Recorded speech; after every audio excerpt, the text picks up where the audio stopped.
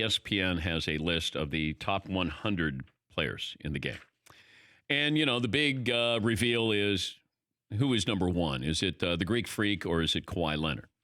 LeBron is 3, James Harden 4, Anthony Davis 5, Steph Curry 6. Way low. Steph Curry 6. Ugh.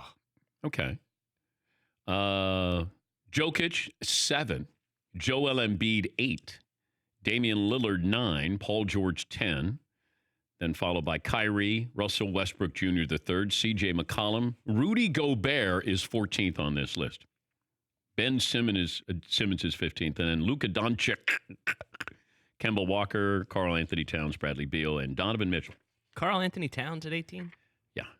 You think he should be higher? Or higher, does that mean lower on the numbers? Or does lower mean higher? Wait a minute here. Should he have a smaller number attached to him? How's that? Don't confuse me like that. What are they basing this off of, McLovin, of who is the best player in basketball? I think it's going to be who's going to be the best this year. I have to double check that, but like 2020. So Kevin Durant is not on this list. Yeah. For that very reason. So it's sort of, I think there's a projection element to it. Of just who is the best player in the game. Is it the most valuable? Because would it change? Would Kawhi be there at number 2? I'm guessing the Greek Freak is number 1. Oh, you think after? I don't. Okay. These lists bother me, first of all, because I don't know what the definition is. I think Steph Curry is going to be the MVP this year. That's my feeling. Love it.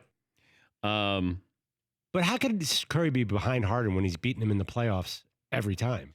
There's just no way that James Harden is more valuable than Steph Curry. But I don't know what this is based off of. Steph Curry will be even more valuable to his team because they don't have Kevin Durant, and Harden might be less valuable because you have Russell Westbrook on that team. And then Anthony Davis, how valuable are you because you got LeBron? And then how valuable is LeBron because you have Anthony Davis? Jokic, I could see him at 7. I mean, he's one of those guys you have to watch. And even if you do watch, you probably go, how does he do this? And you know what? Maybe it's better if you don't watch him and you just look at his numbers.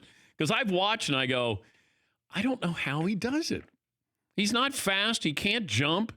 He just has an unbelievable feel for the game. Yes, Heaton. So the article for ESPN says that it's predicting which player will be better in the 2019-2020 season. Okay. To decide, voters had to consider both the quality and quantity of each player's contributions to his team's ability to win games in the regular season and postseason. Okay. All right. Well, then I understand Kawhi being in there. But doesn't it seem weird then that LeBron James and Anthony Davis would be so high, like together? Well, Anthony Davis hadn't done much in the postseason, if you're factoring that in. But, I mean, they're all great players and all valuable players. You know, Kyrie's going to be asked to do a whole lot without Kevin Durant. Yeah, McLevin. Is it interesting that there's a bit of a cliff after Steph Curry at 6 to go from, Anthony, Harden, Davis, Curry, then Jokic, who's very good, but he's unproven. Yeah. So it feels like there's 6 superstars in the NBA than the rest. Well, you got Jimmy Butler at 21. I don't know if Jimmy Butler is a great player. Siakam in Toronto is 22nd. Blake Griffin, Mike Conley is 24th on this list. If he's at 24, he better be great in Utah. Trae Young is 28th. And if you're wondering, and I know you are, Zion Williamson is 42nd on this list. All right.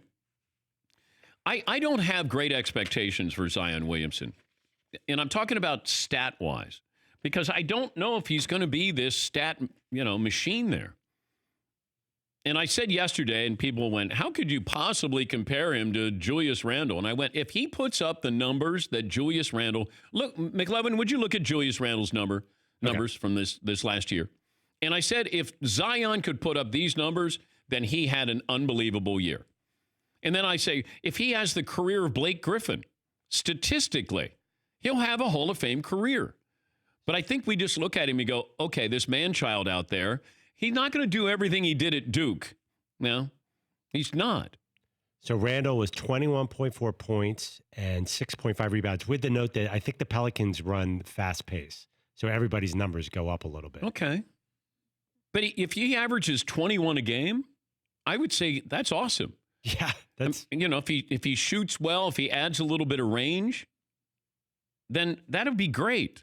And I think that'll be a fun team. I can't wait to watch them. I love the fact that Lonzo is there. I just think it's going to be a lot of fun to watch them. I don't know if they're a playoff caliber team, but I'll be rooting for them because it'll be a fun, different team to watch. For more Dan Patrick Show, tune into Audience Channel 239 on DirecTV. Stream for free on BR Live or download the Dan Patrick Show app.